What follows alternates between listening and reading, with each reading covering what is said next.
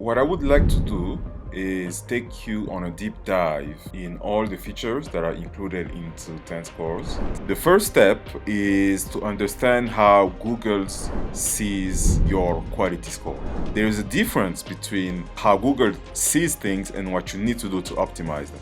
You might have read one of my emails where I talk about the concept of a black swan. A black swan is an ad that is overwhelmingly dominant in click-through rate.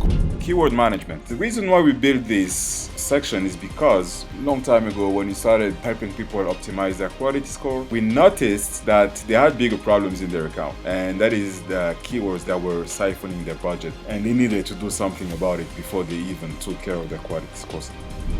What we want to build is a tool that assists you in the entire process of managing a Google Ads account, and ultimately it will do the work for you.